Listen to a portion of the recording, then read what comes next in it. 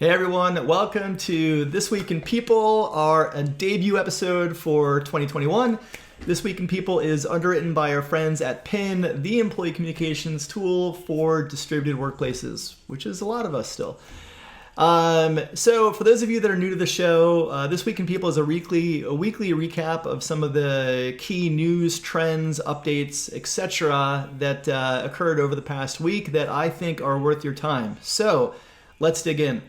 I want to open with, so for those of you that follow me, you know that I'm getting ready to publish my second book, Redefining HR, on January 26th. I've been playing around with Substack, and I'm going to be using Substack as the primary home for all of Redefining HR content. So if you want information like This Week in People sent directly to your inbox, go to redefininghr.substack.com, and you can subscribe and get all that information sent directly to you. The way this show works is all of the articles that I reference in this show will be included as links in the article where I post the video, so you can quickly reference anything that I cover on the show. So let's dig in. For those of you that are based in the US and or based overseas and have operations in the US or are just curious about world events, you know that it's been a pretty interesting week for us here.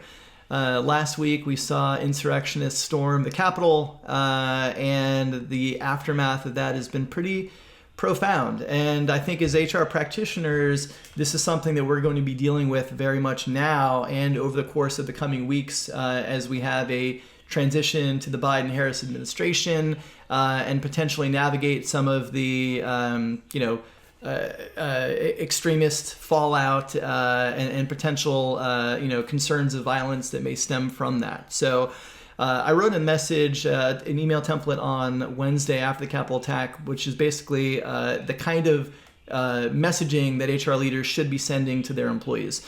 We have to realize that our employees are all going through this at different, stages and at different levels of concern. On the one side, we'll have employees who the events at the Capitol and watching that unfold was a very stark reminder of white supremacy in this country, especially as you kind of juxtapose that with the violent crackdowns on some of the racial justice and Black Lives Matter protests that occurred earlier last year. And so I think as HR leaders, we really need to be, stepping up, making sure that our employees understand the different EAP or mental health support resources that are available to them, and really just acknowledge this is a seismic event that our employees are experiencing. So the article gets into some more details on how we can be supporting employees in this time.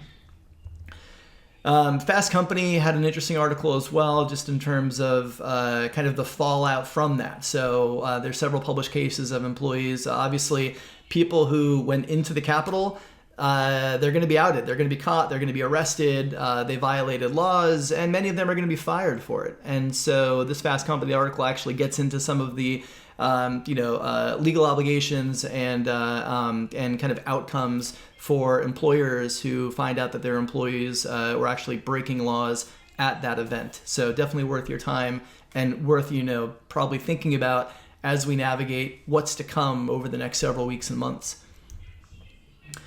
This article is definitely worth your time. Aubrey Blanche is a good friend. She is an equity and inclusion leader at Culture Amp and a seasoned veteran in the space, and she had a really good Fast Company article around some of the tips for organizations on building more inclusive cultures, organizations, companies in 2021. So lots of good tangible takeaways in there, and if Aubrey isn't on your radar, she should be. She's one of the leading voices in inclusion and equity and belonging, and is definitely, whatever she puts out is worth your time. As long as we've been talking about diversity reports in Silicon Valley over the past couple of years, we've pretty much seen very little progress until now. Netflix has been knocking it out of the park over the last year with their inclusion, equity, and belonging efforts, and they released their first diversity report this week. And as you might expect from Netflix, the packaging and framing is phenomenal. They created an incredible video that kind of recaps their efforts and what they've done to date. It's reflected in not just their content and programming, but how they operate as a business, as an organization. They're doing everything right. So if you're looking for a beacon of light and somebody to emulate in terms of inclusion efforts, Netflix is that company. They released some of the data, and both from in terms of people of color employees, women numbers, all of their numbers have showed measurable improvement over the last several years. So definitely watch the video, check out their post, and where you can emulate some of what they're doing. I'd highly recommend that. There's a free event that should be on your radar, TechERG Summit. That's going to be happening in 2 weeks. It's a 3-day event. The lineup looks great and it's free. So again, for all of you who are looking to learn more about how you can build more representative and inclusive organizations, this is an event that's definitely worth your time. And again, the link, as all these articles, will be in the show notes. I also want to flag a new book by my friend Laurie Rudiman. Laurie Rudiman has been a force in the HR space for quite some time, and this is an incredible book that you'll want to check out. The core message of this book, and betting on yourself, is relevant to anybody watching this. I think if we have a core focus and prioritization around our own development and focus on that, our careers are going to benefit from that tremendously. And Laurie writes like only Laurie can, and has personal anecdotes throughout the book and tangible takeaways. So definitely recommend this book to you. It is out on shelves now. And speaking of books, yes, you know that I of course have to shamelessly plug Redefining HR, which will be out on January 26th.